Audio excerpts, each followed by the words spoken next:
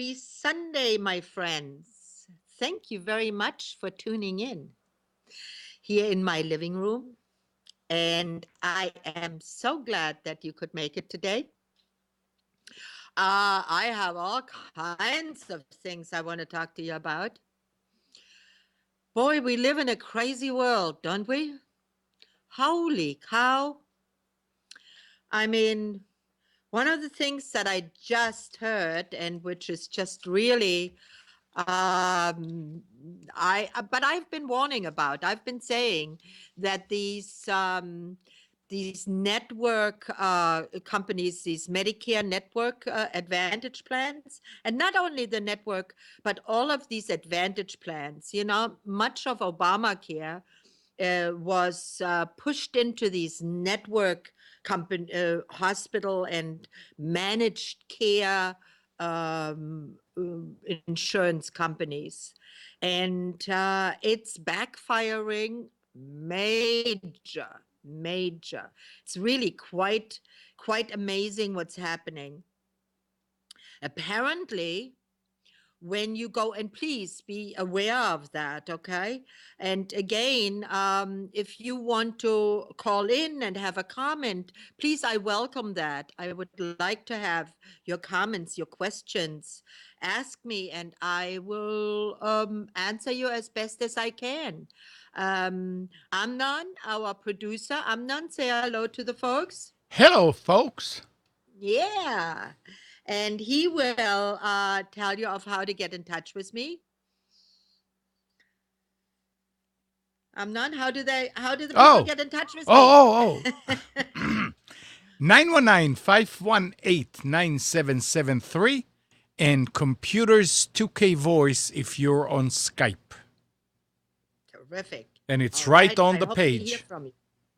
Yep. I hope to hear from you. So here's the thing with these network hospitals.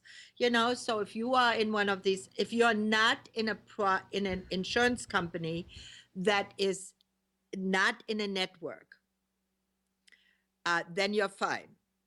But if you have a plan that is a network plan, okay, so that means you can only go to um, within your network to doctors and hospitals.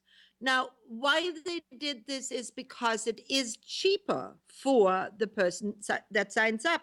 Now, it doesn't matter if it's a Medicare supplemental, or if you're younger and you have been able to get into a network in your area. Not all areas offer it.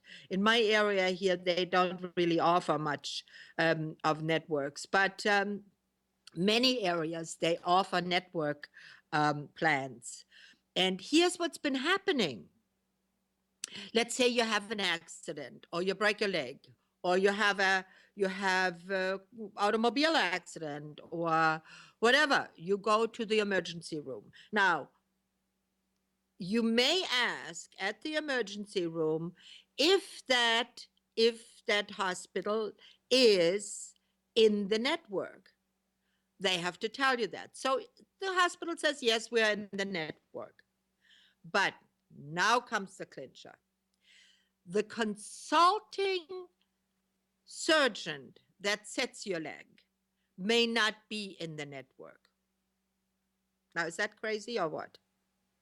Now, they're not going to tell you that. They're not going to say, Dr. So-and-so is not in the network. Do you want him? And we have somebody who's in the network. His specialty is something else or whatever, or you can have him. They don't even give you the choice. They just take care of you, which they should, in my opinion, too. But that doctor that is not in the network will bill, naturally, your insurance company. Your insurance company will go back to the doctor and say, you're not in our network. We're not going to pay you. The patient has to pay you. So now the insurance company will tell you, we could not pay Dr. Yada, yada, yada. And Dr. Yada, yada, yada will send you a bill for hundreds of dollars that he was not getting paid for because you were out of network.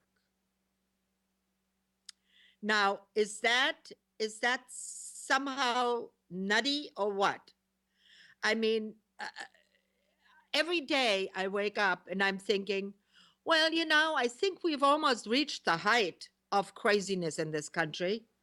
And then I hear something like this and I'm saying, whoops, I think we are already over the limit again. I mean, it is unbelievable. Uh, and, often there is no way you can ask. The doctors or the hospital will not even tell you if it is within network or out of network or what the story is. Now, for all of my seniors who are listening to this, I can only advise you when you get your Medicare Advantage, Medicare supplemental plan, try not to get, if you can at all afford it, try not to get an Advantage plan because you will fall into this and that's it. Now, many seniors are living so on the cusp and so on the edge that they don't, even if they do go to the doctor or if they do go and they have all these bills that they are responsible for, they don't have much that, they can get from them. And, I mean, I know it's not right to think that way, but, I mean, what you can't, if there's nothing in the pocket, you can't get anything when you grab into the pocket. Okay, so but all the younger people that are in these networks, I mean, can you imagine? It will mess up their life even worse. Now they are not only have student deaths, but now they have hospital deaths coming out of the kabuchi. I mean, it is just really way too crazy for me. I don't like to see that at all. On top of it, this morning I heard why our drug cost is so escalating. 5 years ago, one of the drugs that they told you, and I didn't write it down, so I don't remember which drug it was, but it doesn't really matter. All drugs have gone up. They have gone up 100 and 150% in 5 years. And we are not allowed to import. Now, the reason why they have gone up, the drug companies are telling us, we have to have these drugs go up because research is so expensive and it costs so much to put the drug out into the market. But that's not the entire story. The story is that countries overseas, Germany, Sweden, Norwegian, Holland, England, they all buy drugs in bulk. The most like Crestor and all of these that are dispensed like candy. They buy these drugs in bulk so that they can give it that price difference that they get. They pass on to the people that need the drugs. Not so in the United States. We're all rich and famous here, right? So we all have tons of money for all of this. So we can be fleeced. No, the reason is because we hold our tongue. And that is why. Now, I buy my homeopathy drugs from India normally because the pharmaceutical companies there are better for homeopathy remedies. Guess what? The pharmacy that I normally buy from, they told me that I cannot buy the small amounts that I usually buy. I only buy like a couple $100 worth. I don't buy thousands of dollars worth. So they told me that they dispensed with their small export. So now I was looking for a new pharmacy there. Guess what? I've been now on the third company. Each company tells me that they are not allowed to send to the United States anymore. Pretty bad, right? And this is what these trade unions are, yeah. Global trade, yeah, sure. So I am just really, I would like to hear from you guys what you think about this. You think this is right that these hospitals do these charges and that they do this? And do you think it's right that we cannot purchase drugs at a price, the same price? I'm not talking here greatly reduced. I'm talking here the same price as it might be in Germany or in England. Or let me buy it there. But they won't even let you buy it there. They will not let you bring it into the country. Please call me or put in your comments. I love to hear from you what you think about it. If I'm the only one who is outraged about it, or if there are some other people who are outraged about it. Let me just tell the people that are watching, and I know you are out there, enter a name or a handle into the chat on the page that you're watching on nissancommunications.com, and you can then type in comments to Gisela. Great. Thank you, Amnon. Yes, because I really think it's important that we start to have a communication about this, because it's our life, it's our money, it's our health. So please come back to me. Tell me, maybe you have a solution. Maybe you have something, maybe you have some thoughts of how we can make this better. Voting for Trump is definitely not it. I can tell you that. Because even though we are all upset, and it seems like the whole world is in turmoil about Trump, but we cannot. Now, I'm not for any of them really. For a while, I thought Bernie Sanders was the ticket. Yes, no, yes, no. I lean towards Democrats more so because I feel that they might have a social agenda, because I am for social justice. I am for that we, the people, I mean, the Constitution and everything said, we, the people, right? Didn't it? It didn't say the president and I. It didn't say the people are just the consumers and we can fleece them to the extent that they are doing it. Doesn't say any of that. It says, we the people decree.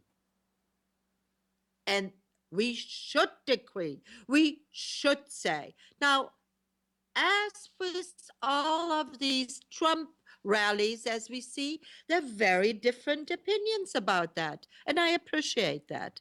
I really do appreciate against the rhetoric that Trump is offering us that is really out of line. Totally out of line. I like to punch him in the face. What? Okay. I like to. If you vote for me, I'll even pay for the ambulance to take you to the voting booths if you can't walk there. I mean, truly, guys. But he is saying, and really saying what the people are feeling. Everybody is outraged. Everybody is outraged. The whole country seems to be in total turmoil. And why shouldn't it be? I mean, just alone guns. Think about guns. The issue is guns. Do you know that every year thousands, hundreds kill a sibling, children kill a sibling, or maim a sibling, or maim themselves, or are playing with guns and they think they are just, oh, look, I have the gun and bang, bang, bang. Well, all of a sudden that bang goes off and the bullet hits something or somebody to hurt it. Why should it be easier to get into an aspirin bottle for children? Or not easier, I'm sorry, it's harder to get into an aspirin bottle. I mean, have you seen these aspirin bottles and the drugs and so on, the closures that they have? I mean, they're tough for children to get into. You have to press down, you have to turn, you have to do this, you have to do that. They're packaged like they don't want to be used. With right, they should be packaged because safety first, right? But these guns, the safety latch is so easy to flip with a finger, and most of them don't even have a safety latch. You just pull the trigger. I got to argue this. Okay. I mean, I own guns. Do I make them available to anybody? No. Huh? It all falls into responsibility. Do you have a car? also- Do you have a car? Yeah. Do you keep the keys in the switch so anybody that comes in will go? Well, you should not have a you car. go. You should not Yes, have you're totally right. you should not have a car because anybody can go in the car and start it and go and drive into their parents. It's all education. totally right. If you take away the guns from people that are responsible, or even from people that are not responsible, but you don't teach them, and you cannot take them away from the criminals, Yeah. then you're not solving anything. I do believe that the reason why in the South you have less problems with burglaries and stuff like that is because the criminal knows the people in that house may have guns, Yeah. and that No, stops I'm them. not against guns. Now- I'm not against guns. And Now- I do believe that I agree with you totally. I do believe that when we arm ourselves, even though I do think also two wrongs do not make a right. Absolutely However, not. I do believe that we should have whoever wants to protect themselves. That's why we live in America. We have freedom to do that. But my point is, make all guns so that they're totally childproof. They are. No, they're not. They are as childproof as a car. Because Not you can really. get locks that goes right on the trigger that you can't press it. You have to put that on yourself. It's just like you have to lock the car so the kid will not come in. You do it automatically because you had it for so long and you know what can happen. It is all goes down to education. You're supposed to keep the guns in a place where the kids could not get in on it, and forget kids. I keep them quote unquote under lock, not because of kids, but because what happens if an adult comes in and steals them and goes and commits a crime with it. So it's all, and I don't have any special guns. It's just the guns that you go and you buy in the store. But it's all going down to education. To get a license for a car, you go through classes and they teach you about driving. Everybody teaches you about driving. And as far as I'm concerned, most, if not 99.999% of gun owners, responsible gun owners, never have an accident. That's true. That's true. But every time you hear about somebody shooting somebody, they don't, the media is not interested in telling us whether this was a stolen gun or whether it was Well, they do legitimately and they registered. don't. They Yeah, don't. but They don't. You're right. I mean, it's sensationalism. Our media, we know, Right. is built on sensationalism. Right. It's not built on truthfulness or on impartial reporting. No, Right. that has gone out of the window a long time ago. Now- It's all about ratings, and that's why we constantly hear about Trump. The only time that they teach you is if they think that really you need to learn, and that is Yeah. if you have the gun with you all the time. If you can carry a gun on you, which means you're gonna carry it concealed, then you have to go through a good long class to learn about how to do and what not to do Right. and all that, and then you get the license to carry it. The one who go to the store, buys a rifle or buys a shotgun, they put it in the house and that's it. The chances that anybody will, because they don't keep ammo in it, nothing. It's Right. only the really irresponsible ones or somebody that just bought it and is trying to show off, which, yeah, they should not have a gun, that Right. something happens.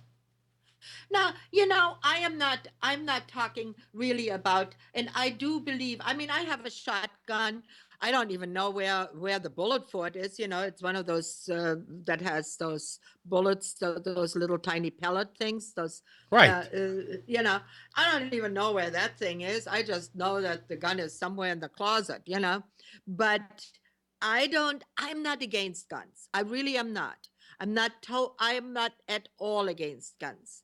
But I am for that, especially handguns, not so much rifles and so on, because they do have safety locks on rifles. Everything has a But safe. many of the handguns do not. Not And true. I have looked at it. Not true. I have looked at them. because- Every gun, and I used many a handguns when I was in the military. I have never come across one that does not have. It just has safety. that little thing, that little safety thing. Yeah. It's Yeah. just it's And- just a thumb flick. Right, but you see, Yeah. you have to know how to do this. Anybody could go and flick it, sure, but would a kid know how to do it? Chances yeah. are they won't, not unless you show Many them. children do know how But to do at that point, you put a trigger lock that That's comes what with I a think. key. That's what every gun should have when it is not in use. Absolutely. And it I all agree. goes back to education Yeah. And and responsibility. the gun manufacturers to No, take no. responsibility towards it, that they make it safer. Like the drug companies, they didn't like to make these caps that were childproof. They were made by the federal government that decreed everyone who dispenses over-the-counter medication or prescription drugs. They don't have these really hard caps. I don't know where But- you get yours. Ours, all of them have it. Well, yeah, I mean, at Walmart, you just flip that up, that's not, but you should be putting that under lock and key anyway if you have heavy duty prescription like Oxycontin or whatever, Right, You absolutely. have to have that under anyway. But, I do think that people need to talk about these things and know that this is what these are the kind of issues that we want our candidates in the future to address. We want our candidates in the future to understand these are concerns of ours. Changing definitely our insurance laws and our insurance, the way the insurance companies operate in this country should definitely have priority. And I feel guns also. You are right in many ways, but so am I, because the proof is in the pudding. There are many children who are either getting hurt every year or they are doing a thing. And you are totally right with education. I mean, we need to in the West, where I have traveled to Wyoming and to Montana that I have lived in, there were never issues like that. Everybody had a gun and everybody hunted, and the children learned from an early age on that guns can not only protect you and are fun to have, but they are a dangerous weapon. Right. They learn that from an early age, and that is what we need to also know in this, in other states, not just in Wyoming, Montana, and Idaho, or in the South. Right. We need to know that in New York also. So, there needs to be more education, and there needs to be more. And I would like to hear from our listeners if you guys like controversial things like that. I mean, I can keep it in a peplum thing too, but I'm a passionate girl. I like to talk about things that are of value. Okay. Do we have anybody was brave enough to sign in? No, I was hoping that Huh? that I would get people riled up when we start talking like that, but it doesn't. Anand, It's not I think working. you are just fabulous the way you go in, and we're gonna do it. We're gonna do it. Yep. Um, one thing also is that I have found, and there I had an epiphany. I was sitting one morning with my husband and drinking coffee, and what do I see in the paper? That a woman who had starved her dog to almost to the point of death, because apparently she was in financial straits and couldn't afford dog food. And even though that most of the humane societies, not all, I can't speak for all, but I know around my area here, if you go to the Humane Society and say, I do not have money to feed my dog, do you have some extra dog food? Because most of the Humane Societies are serviced by all of the big pet food companies. These big pet food companies give the Humane Societies free pet food, and often they don't even use all of it. So they often have some pet food available for people that have but apparently this woman didn't know that. So what she did is she took the dog to the Humane Society and said that she found him by the road. Well, they didn't quite believe her because the dog apparently was very, very friendly to her and very attached to her. And they found out then that she had been owning the dog. And right underneath there was some guy who set another cat on fire because he thought that was funny how the cat was running around. So here's what my point here is, and here comes my epiphany. I said all of these people that do harm to pets should go to a special prison. We should have special prisons for these people.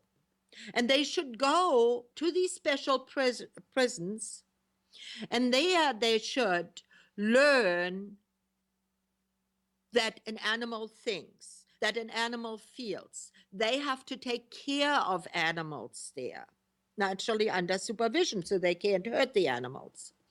But it is really almost like a brainwash, a mind wash, a changing of mind. And we can do that with other problems too, with child molesters. They should not be in a prison where they learn more and better ways, but they should be in a prison or in a confinement where they learn how to behave differently.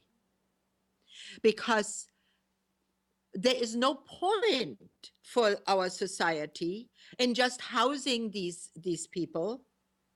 And now that, especially for pets, that it is a federal crime. Now, if you harm an animal, it's a federal crime. It's just come down that they made it that. And I really welcome that, because I really think that it should have been all along. To harm any living thing, should be a federal crime, and especially pets and animals. So, because they can't defend themselves, right? So I think if we would have special prisons for these, and I think these prisons should be built and funded by pet food companies and companies that sell pet related items. It should be a not-for-profit, and if anybody has an idea of how to put that together, who's out there, I welcome them. Please, please, please contact me. I'm very serious about this. I think it would be really a wonderful thing for our pet population and also for the people who did that, because, I mean, it can't be, you have to be a very sick mind, and then you need drugs or whatever to change that. I mean, maybe you need to be locked up for the rest of your life if you're that sick. But for most people, it is just really that they have no empathy, they have no compassion, they have no way of relating to an animal. And then to harm an animal doesn't mean anything. Some people may be so hurt themselves that by hurting something else, either a person or an animal, they make themselves feel better. And if that is the case, they also need help. In any event, these people need help. And in a regular prison or a fine is not going to do that. So we need special confinements for that. What do you think, Amnon? Would you welcome that and say, for people that hurt pets that badly, and they that they would get a confinement in a special prison that teaches them the error of their ways? Absolutely. And Kathy in the chat is saying also she wholeheartedly agrees with you. Good. Let's work on Absolutely. it, guys. Please, let's work on this. Let's see that we may be able to, you know what? Stranger things have happened. Let's start with this. Every show I'm going to have another sentence or two about it. Remind new people that are tuning in, and tell people that have been tuning in that it needs a few people to put it together. I think it could be done probably with first with a public venue where we put it together, put it first on paper, then we go to Congress and see that we get, they are private prisons now. How they work, I don't know. Maybe somebody out there knows of how these private prisons work. And then we need some judges or the judicial branch to agree to send these offenders to these special places. I believe that not only for pets, but also for sex offenders. Because people that are sex offenders, especially to children, are they are mentally deranged. How can anybody? How can anybody? How can anybody? How can you hurt a defenseless child? How can you hurt anybody in their right mind or well mind? They have to be mentally deranged. And many derangements like that, they have the, by re-educating them. China has done that in a different way, naturally. They have done that in a political way. If in China you do something, they send you to a prison and they educate you differently, to think differently. They did that with the emperor. It was a very famous movie, remember? The Last Emperor of China. They re-educated him.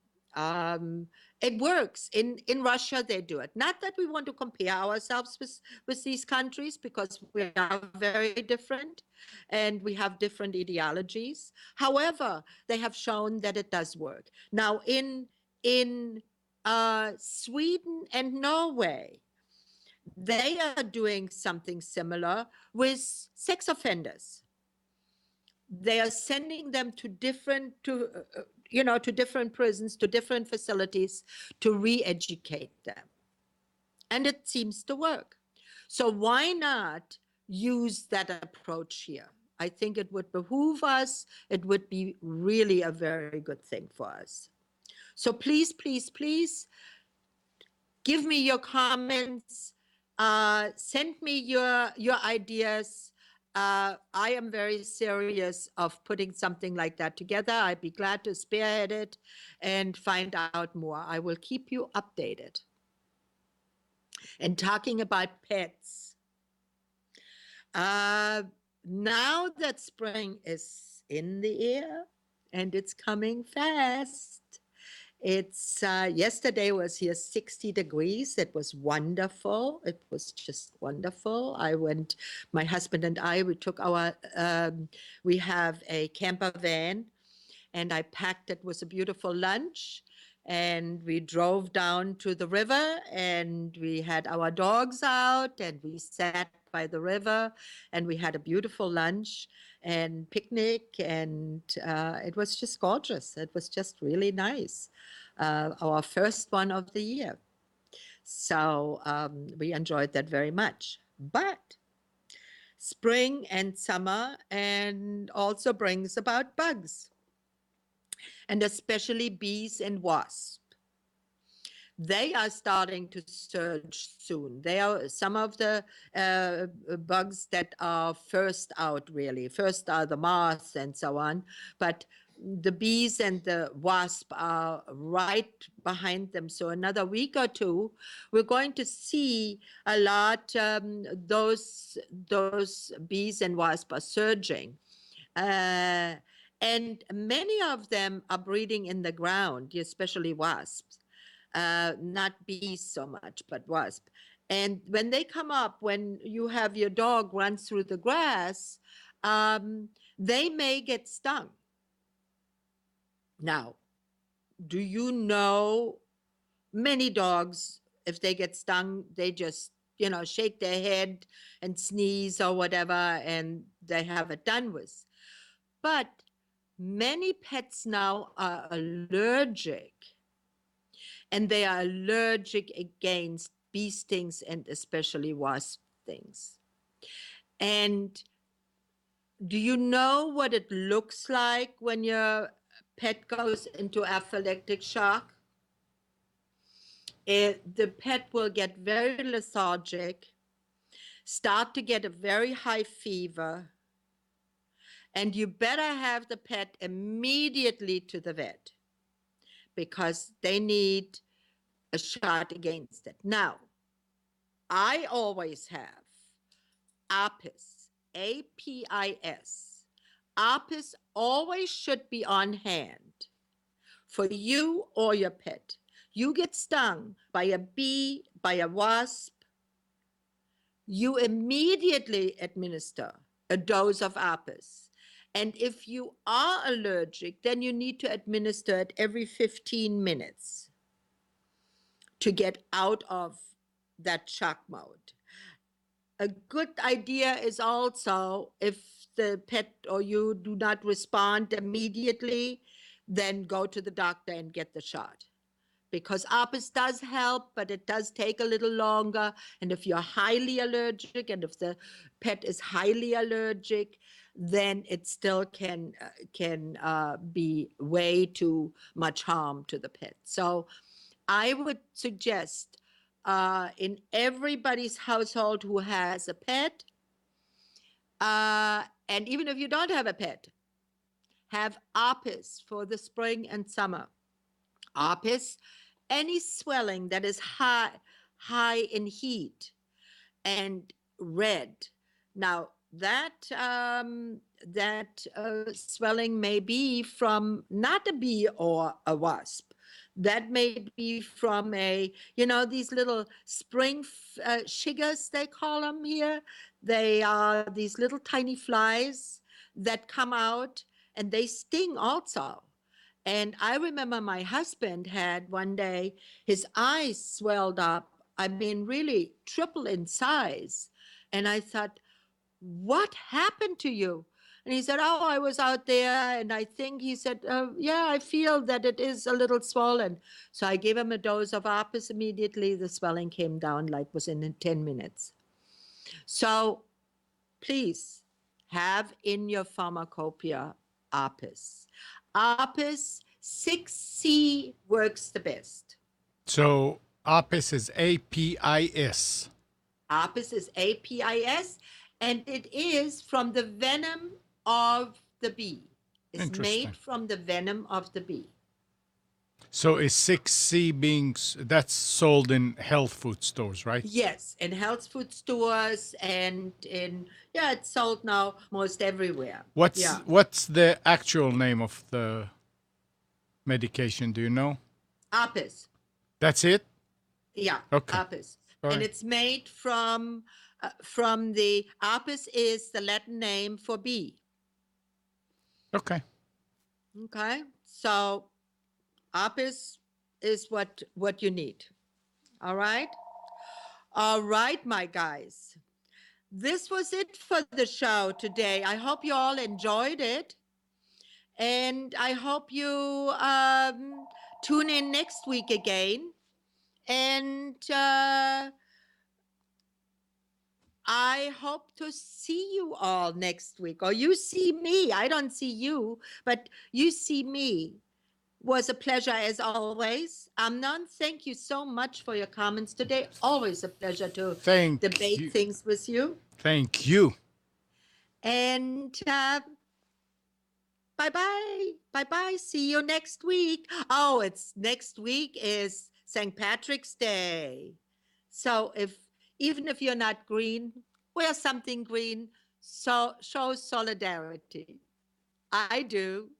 And I have cabbage and corned beef, and I have a beer, and I enjoy with all my Irish friends the day. I hope you do the same, and I talk to you next Sunday. Bye for now.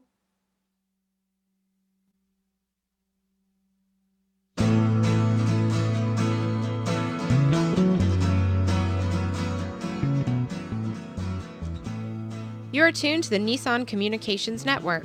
Our weekly lineup of call-in programs includes Computers 2K Now with Amnon Nissan, My Life, My Will with Gisela DiCarlo, The Tanya Love Show, Help Then with Debbie Bruck, Breaking Free with Marilyn Shannon, Triangle Be Well with Howard Jacobson, Lunch and Learn with Rabbi Yisrael Cutler, Lessons of Vietnam with NCVVI members, Parent Dome with Ryan Miller, Current Affairs with Amnon Nissan.